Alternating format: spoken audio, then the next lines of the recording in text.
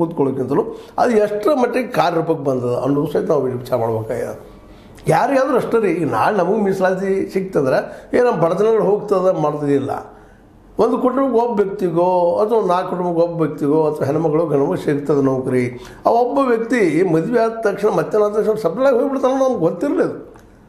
ಭಾಷೆ ತಿಳ್ಕೊಂಡಿದ್ದೀವಿ, ಕಲ್ತವ್ರು ಮನೆ ನಡೆಸ್ಕೊಂಡು ಹೋಗ್ತಾರೆ, ಮಾಡ್ತಾರೆ, ಕೂಡಿರ್ತಾರೆ. ಸುಳ್ಳೋದೆಲ್ಲ ಅದ್ರ ಮ್ಯಾಕ್ಸಿಮಮ್ ಜಗದು ಹೋಗುವಂಥ ಜನನ ಇರ್ತಾರೆ.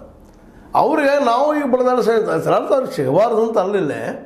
ನಾ ಹೇಳೋದು ಏನಪ್ಪ ಅಂದ್ರೆ ಇಲ್ಲೇ ಮೀಸಲಾತಿ ಒಂದರಿಂದನೇ ಎಲ್ಲ ಸಮಸ್ಯೆಗಳು ಪರಿಹಾರ ಆಗ್ತಾವನ್ನೋ ಒಂದು ಮಾನಸಿಕ ಸ್ಥಿತಿಯನ್ನು ಪಾಪ ನಮ್ಮ ಮುಗ್ಧ ಸ್ವಾಮೀಜಿ ಅವ್ರ ತಲೆಯಲ್ಲಿ ಹಾಕಿಬಿಡೋದ್ರಿಂದಾಗಿ ಬಿಟ್ಟಿದ್ದರಿಂದಾಗಿ ಆ ದಿಶೆಯಲ್ಲಿ ಇವರೆಲ್ಲರೂ ಪ್ರಯತ್ನ ಮಾಡೋರು. ಅಲ್ಲ ಲಾಭ ಇದ್ದವ್ರಿ 2Aದಿಂದ ಲಾಭ ಆಗ್ತದೆ, ಜನ ನಮಗೆ ಓಟ್ ಹಾಕ್ತಾರೆ ಅಂತೇಳಿ. ಆದರೆ ಇಲ್ಲಿ ಏನದಪ್ಪ ಅಂತಂದ್ರೆ ಈ 2A ಮೀಸಲಾತಿ ಕೊಡೋದು ಇಲ್ಲಿ ಪಕ್ಷಾಧಾರಿತ ಅದ ನಮ್ಮಲ್ಲಿ ವ್ಯವಸ್ಥೆ.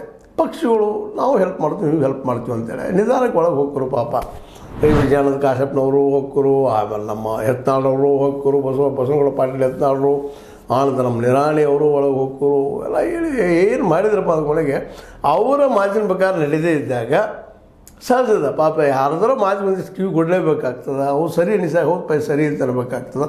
ಅವ್ರಿಗೇನೋ ನಮ್ಮ ಬಸವಗೌಡ ಪಾಟೀಲ್ ಯತ್ನಾಳರು ಸ್ವಲ್ಪ ಮಾತು ಸರಿ ಅನಿಸಿದ ತಕ್ಷಣ ಸ್ವಲ್ಪ ಏನೋ ಅವ್ರ ಪರ ಅನ್ನುವಾಗ ಏನೋ ವರ್ತನೆ ಆಗಿರ್ಬೋದು, ಇವ್ರು ಕಡಿರ್ಬೋದು.